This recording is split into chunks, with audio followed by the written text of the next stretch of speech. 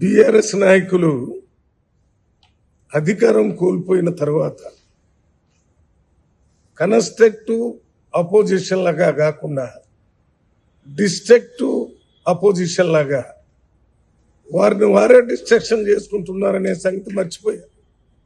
వారిలో వారే కొట్లాట చేసుకుంటూ రాష్ట్రంలో శాంతి భద్రతలకి విఘాతం కలిగిస్తూ పోలీసుల మీదనే అటాక్ చేసేటటువంటి ఒక దురదృష్టకరమైనటువంటి రాజకీయాల్ని బీఆర్ఎస్ పార్టీ చేస్తుంది. దాన్ని తీవ్రంగా ఖండిస్తున్నాం.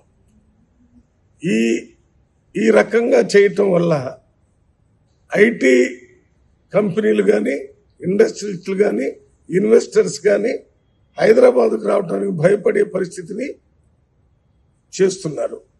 హైదరాబాదులో దాదాపు 500-600 సంవత్సరాల నుంచి తెచ్చుకున్నటువంటి బ్రాండ్ ఇమేజ్ని దెబ్బతీసే విధంగా ప్రవర్తించడం మంచిది కాదు. రాజకీయాల్లో వెయిట్ చేయాలా. కాంగ్రెస్ పార్టీ 10 సంవత్సరాల అపోజిషన్లో ఉంది.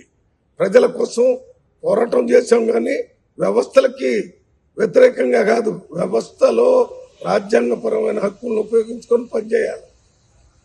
మేమేదో కొట్లాట చేసి లేకపోతే పోలీసుల మీద అటాక్ చేసి వాళ్ళ ఇంటి మీద దాడి చేస్తాం, వీళ్ళ ఇంటి మీద దాడి చేస్తామంటే ఇది మీరు 10 సంవత్సరాలు చేసినటువంటి పనులు మర్చిపోలేదు. ఇంకా ప్రజలు 10 సంవత్సరాల్లో మీరు ఎంతమంది కాంగ్రెస్ పార్టీ ఎమ్మెల్యేలని, టీడీపీ ఎమ్మెల్యేలని తీసుకున్నారు.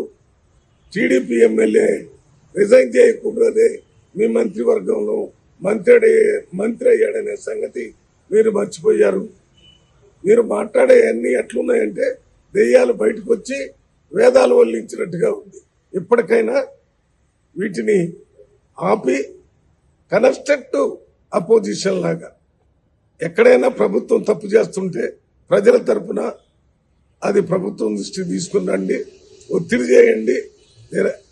మీరు కావాలంటే ఇందిరా పార్క్ దగ్గర ధర్నా చౌకులు ఉన్నాయి. ఎక్కడంటే అక్కడ మీరు మాట్లాడేటటువంటి అవకాశం ఉంది. వీటన్నిటిని వదిలిపెట్టి కొట్లాట్ల లేకపోతే దాడులు చేయటం, ఈ సంస్కృతిని వెంటనే ఆపాలని డిమాండ్ చేస్తున్నాం.